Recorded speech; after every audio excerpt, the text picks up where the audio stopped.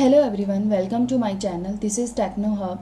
Today we are start our new topic. It is a shortest remaining time. What is shortest remaining time? SRTF, which stands for shortest remaining time first, is a scheduling algorithm used in operating system, which can also be called as the primitive version of the SJF scheduling algorithm. The process which has least processing time remaining is executed first.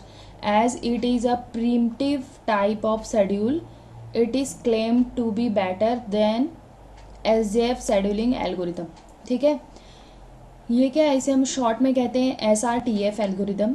ठीक है, और ये जो हमारा algorithm है ये primitive type का होता है, और ये जो हमारा SJF शेड्यूलिंग था, शॉर्टेस्ट जॉब फर्स्ट, उससे बेटर है. ठीक है, process which has last processing time remaining executed first, primitive type of schedule. ठीक है, प्रिमिटिव टाइप ऑफ शेड्यूल है ये, और SJF शेड्यूलिंग एल्गोरिदम से बेटर है. ठीक है, let's understand this with the help of an example. Suppose we have the following three processes with process ID P1, P2, P3 and they arrive into the CPU in the following manner.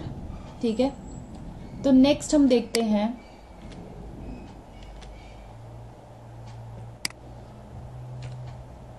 ठीक है, यहाँ पे हम इसका example देखेंगे shortest remaining time का.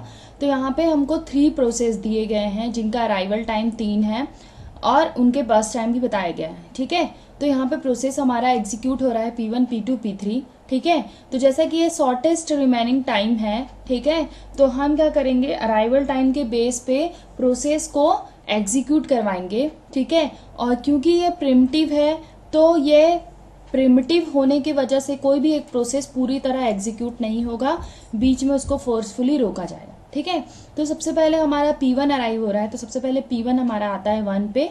ठीक है, जैसे कि P1 को काम मिला गया है 8, लेकिन वो कितना काम करेगा, 1. ठीक है, P2 को फिर से 1 पे क्या आ गया, 1. जैसे हमारा P1 काम कंप्लीट किया तो P2 वहाँ पे अराइव हो जाता है.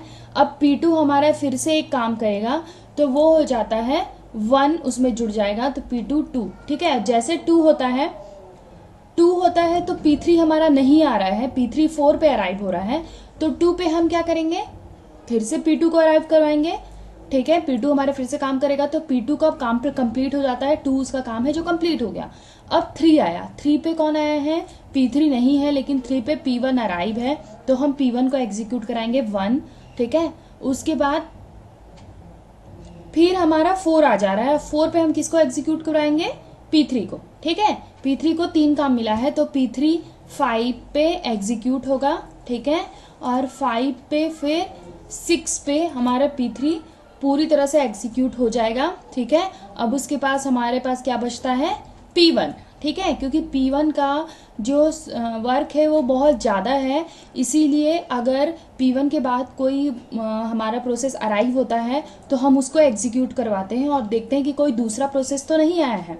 तो P2 जब अराइव हुआ तो P2 एक टाइम जब अराइव होता है तो P3 नहीं आता है, इसलिए P2 को हम एग्जीक्यूट करवा लेते हैं. उसके बाद हमारा P3 आता है. अब P3 जब आता है तो P3 को भी हम एग्जीक्यूट करवाते हैं 5, 6, 7, 7 तक P3 को एग्जीक्यूट कराते हैं. तो 7 जैसे आता है P3 हमारा कंप्लीट हो जाता है.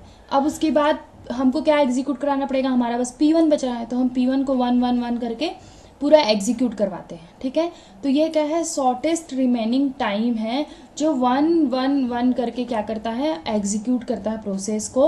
और ये प्रिमिटिव टाइप का है, तो CPU को हमारा वेट नहीं करना पड़ता है. ठीक है, और ये शॉर्टेस्ट जॉब फर्स्ट से ज़्यादा बेटर है.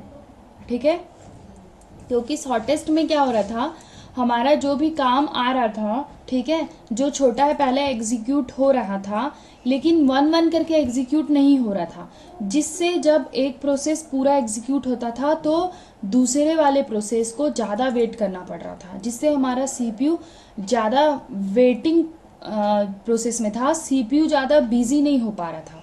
इस कारण हमारा shortest remaining time shortest job first से ज़्यादा बेटर है. ठीक है, तो ये हम यहाँ पे एग्जांपल देखें. अब यहाँ पे हम इसका निकालते हैं completion time, turn around time और वेटिंग टाइम. तो कंप्लीशन टाइम हम कैसे निकालते हैं, यहाँ पे देख लीजिए P1 का कंप्लीशन टाइम हमारा 13 है, P2 का कंप्लीशन टाइम 3 है और P3 का कंप्लीशन टाइम 7 है।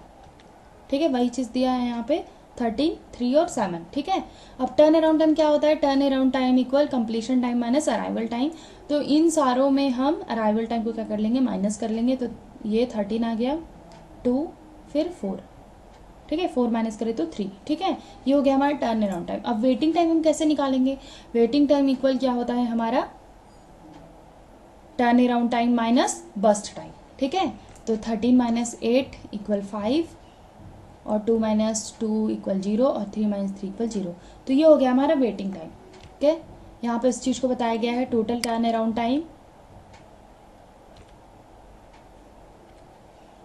टोटल टर्न अराउंड टाइम हमारे क्या है 13, 3 और 7, सॉरी 13, 2 और 3। ठीक है, इसको ऐड करके हम इसका एवरेज निकाल लिए और टोटल वेटिंग टाइम हमारा क्या है 500। इसको पूरे को ऐड करके हम फिर से 3 से डिवाइड करके इसका एवरेज वेटिंग टाइम निकालेंगे। ठीक है, तो बस इतना ही करना है दोस्तों। तो शॉर्टेस्ट रिमेनिंग टाइम बहुत इजी है, आप लोग को समझ में आया होगा। ठीक है, आगे हम नेक्स्ट टॉपिक में देखेंगे राउंड रॉबिन शेड्यूलिंग। ठीक है, तो आगे के लिए बने रहे हमारे चैनल में, लाइक करें, शेयर करें, ज़्यादा से ज़्यादा सब्सक्राइब करें। Thank you so much.